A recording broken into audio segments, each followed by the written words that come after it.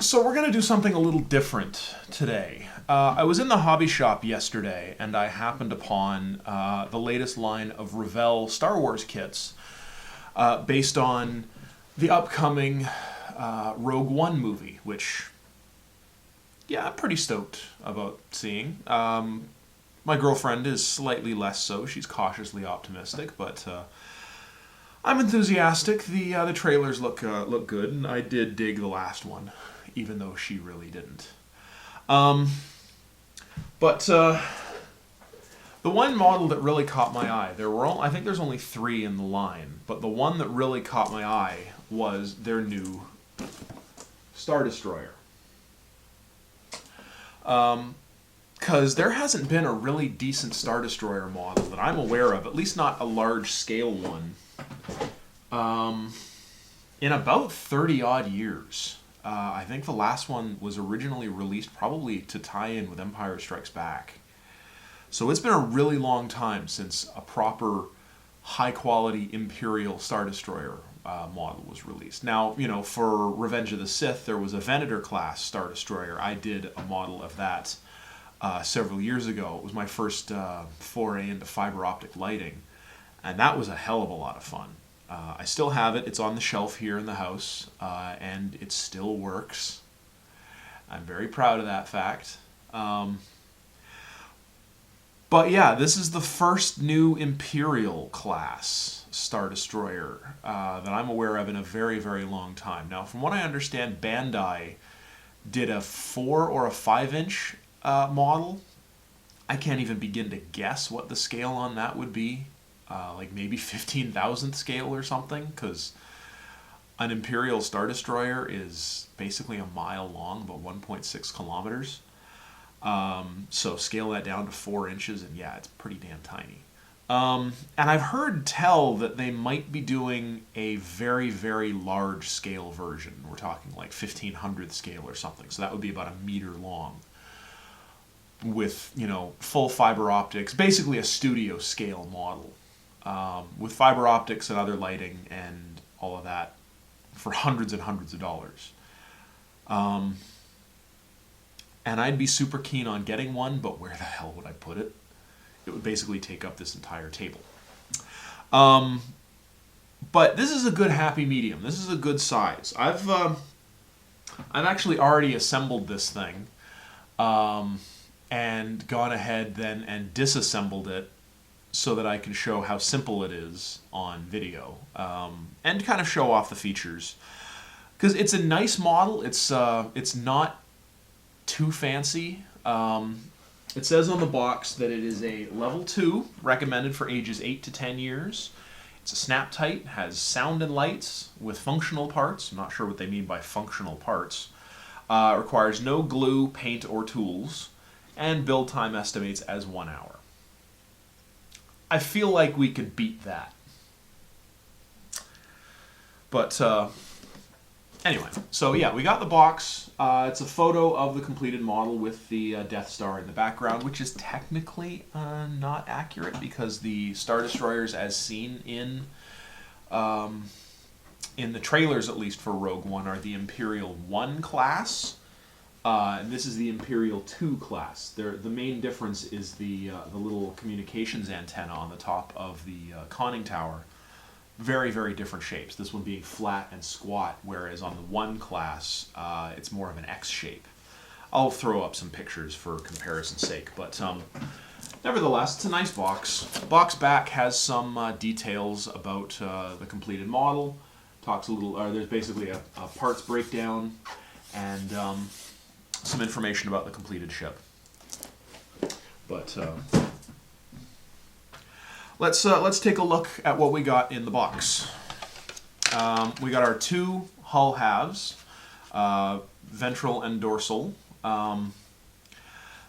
They look fine, I've done a little bit of research, and it looks like the ventral side is mirror flipped, like the details are on the wrong side.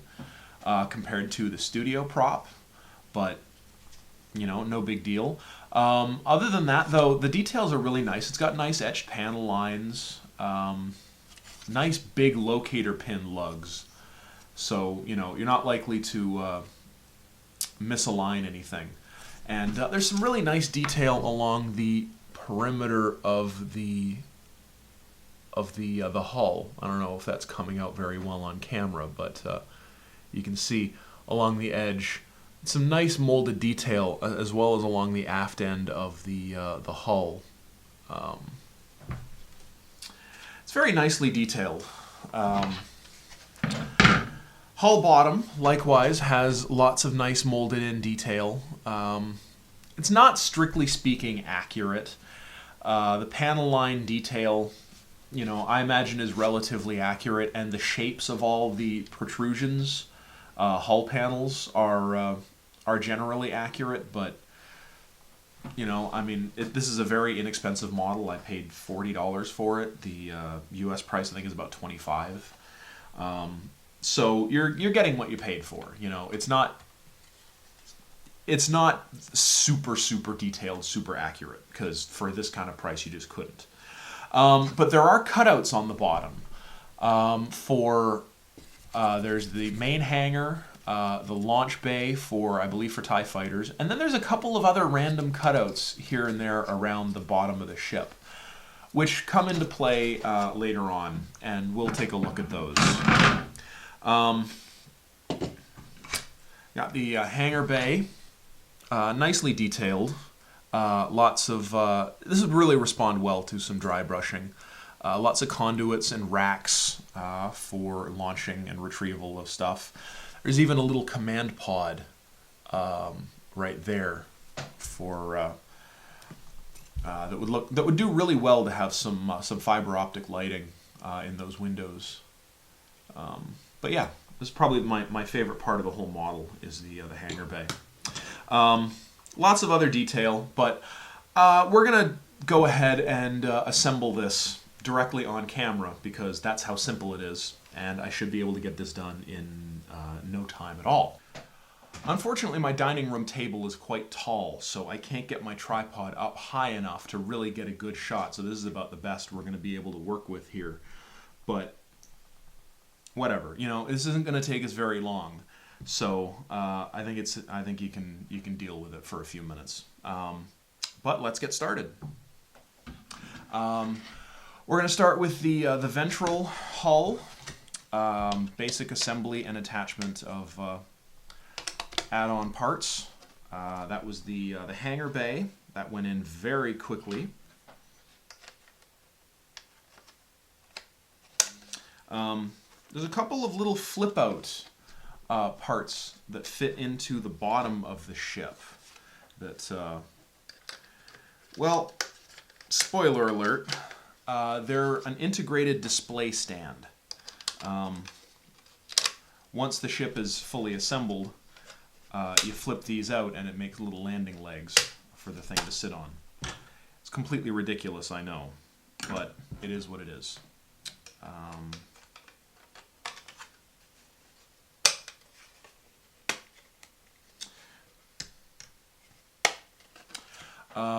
Lower engine cowling half has a lot of nicely molded conduit detail in there. Really looks great.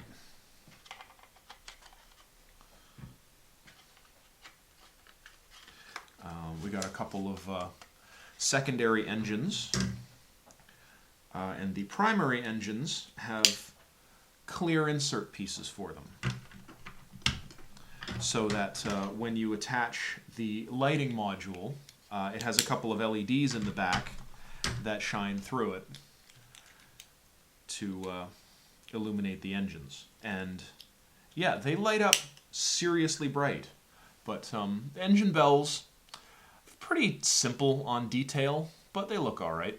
From what I understand, the original, the studio scale model, I'm not sure if this is for the first movie or for Empire Strikes Back, but the engine bells were originally made out of pantyhose containers.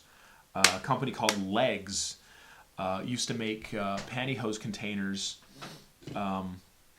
in kind of an egg shape, and that's what those engines were made out of. This is the sound and light module You can see it's designed to look like a reactor and engine assembly.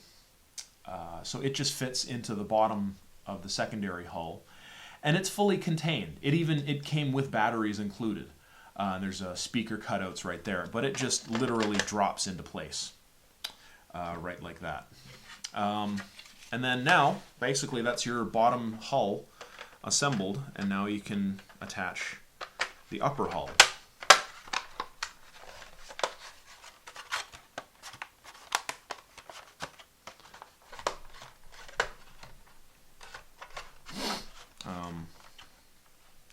And it fits together just fine, and you got a very thin dagger-like profile. I actually feel like it's a little bit too thin. Like, it's just, it doesn't quite feel right to me. But overall, aside from that minor quibble, overall I would say this is a very good entry-level model. And to facilitate assembly of the superstructure, I'm actually going to deploy the landing legs. Next up, we're going to assemble the conning tower.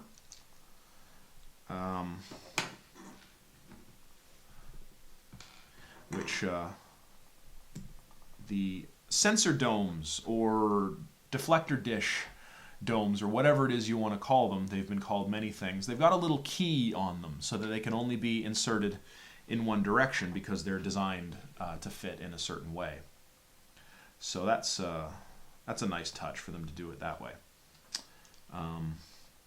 And this is that communications antenna that I mentioned, that on the Imperial 1 class is kind of an X shape, whereas on the Imperial 2 class it's more of a flat, squat design.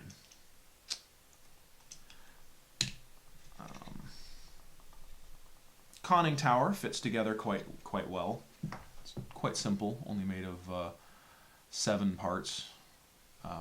There's a bit of a gap I can't quite get rid of right there, but a little bit of glue might be able to get rid of that a little more permanently. The connecting dorsal for the conning tower is just made of 2 parts. One right here just slots in underneath, and then this one plugs into the back. It's got some nice panel hull plating detail, and that's a nice touch, a garbage chute. Only thing this conning tower is really missing is a little Millennium Falcon hanging on the back. I think that's an oversight that I'm going to have to rectify. Superstructure goes together super easy. It's made of an impressive number of parts. And they're actually all molded on all sides. Instead of just being molded on the top, these are actually, there's molding along the side. So this is like a serious multi-part mold. Instead of just being like a top and bottom clamshell, very obviously this was like a side piece, a front piece. Because like there's detail under this overhang, which if this was a 2-piece mold would be flat out impossible. And it looks really nice. This model actually I think would respond really well to a little bit of some fiber optic lighting. My girlfriend and I were talking about that last night, maybe retrofitting that at some point in the future. Yeah, so that is the first level of the superstructure. The second level of the superstructure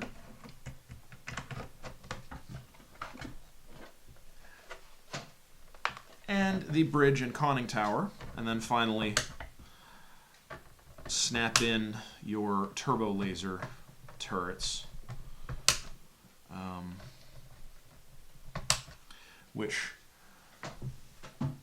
kind of interesting. These would be like the large anti-ship turbo lasers. Like you would use these when engaging other capital ships, not for like point defense or starfighter defense, or even like in the opening scene of A New Hope when the Star Destroyer is engaging the Corellian corvette.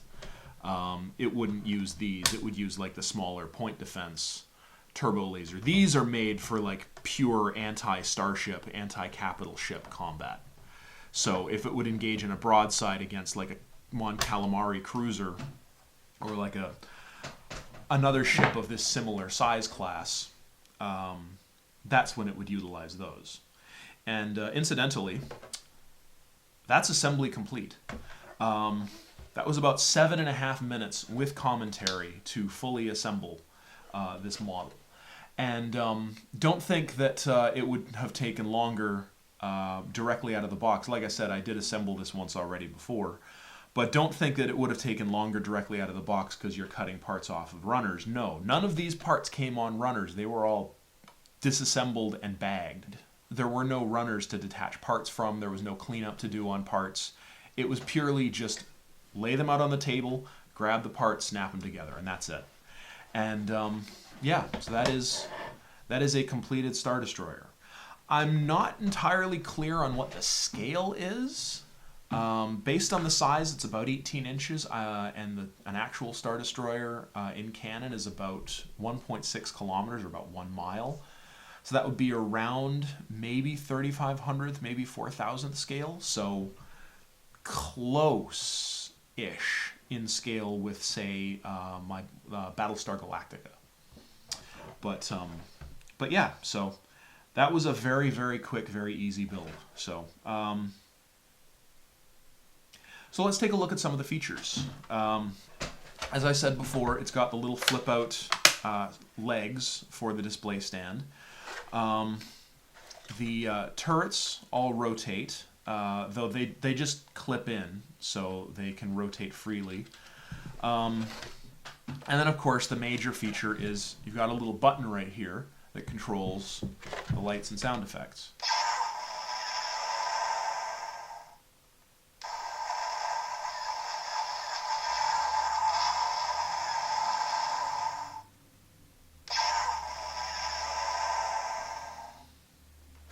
There's only 2 different sound cycles. So I feel like it's a little bit inappropriate of them to call this a model kit, because you think model kit, you think parts trees, runners, stickers, paint, decals, whatever. This is, it's neat to assemble it, and there's a lot of cool detail, but this is kind of really just a toy that you have to assemble yourself. You know, it's not made out of the kind of styrene that we normally expect to see from a plastic model. It's more of a high-impact plastic. It's much sturdier. That said, though, you know, I'm not disappointed with it. I'm happy with this model. It worked. It came out really well. Assembly is very simple, and I think it could turn into a pretty nice finished model if someone really took their time with it, which I intend to do. I'd very much like to put this alongside my Venator class Star Destroyer, you know, put some fiber optics in it, light up the trenches and the superstructure, put a few lights in the conning tower, throw a few lights in the landing bay, etc. And get rid of these. I'm going to take the light and sound module out. I'm going to rewire it, put in new lights, run the wiring down into a base, and hook it up to a circuit board. My girlfriend and I actually have been playing around with a microcontroller device called an Arduino lately. I picked up a book yesterday to do some research for this sort of project. For those of you that don't know, an Arduino is basically a small microcontroller computer. You can use to, for this kind of purpose, you can use to create like servo motor controls or LED controls, to create different types of light effects or sound effects. You know, you could hook one up to a SD card and a speaker and have a programmable set of sound effects on the board. You could do the same with lights. You could have programmable light functions. So instead of just the engines being on all the time, you can have them with kind of a subtle flicker. And strobing lights here and there. Similar to what my large-scale Enterprise, the little circuit card that I put in that, which I got from Madman Lighting, but that was that filled a very specific purpose. It didn't really have much customizability. An Arduino is basically a small computer that you can program to do whatever you want. So yeah, my girlfriend and I are going to take a look at figuring out how to do that, and this should be an interesting project to try that out with. Yeah, I'm pretty excited about it. But yeah, basically, I dig it. In spite of its simplicity, I really dig this thing.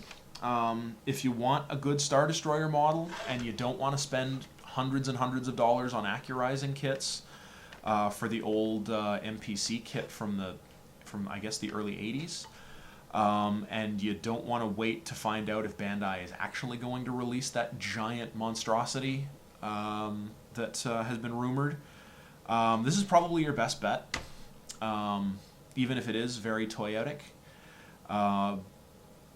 But, you know, with a little bit of work, a little bit of effort, this could really build into something pretty nice. And I'm pretty excited about that idea. Both my girlfriend and I last night, we were talking about it for probably an hour, just trying to figure out what we could do to really make this thing fancy. So yeah.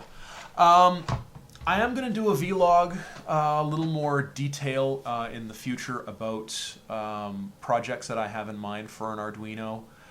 Talk a little bit about Arduinos themselves, as well as show off a little bit of coding that she wrote just a couple days ago for my old Bird of Prey. I don't know if I ever did a video about it, but I did a Klingon Bird of Prey. It was my first ever lighting project, and it had a light-up torpedo tube and light-up engines, and that was it. It was really just an experiment, and she wrote a little piece of code for an Arduino to make that photon torpedo really come to life. So I'll do a vlog pretty soon about that, and really show it off. But yeah, that's pretty much all there is to say about this. Do stay tuned for more Arduino-related stuff. I'm probably going to do a series of videos about that once I start to learn how the hell they work. And once we finally get around to building my shed and getting that outfitted for modeling maybe in the spring, see what kind of projects we can get knocked out over there.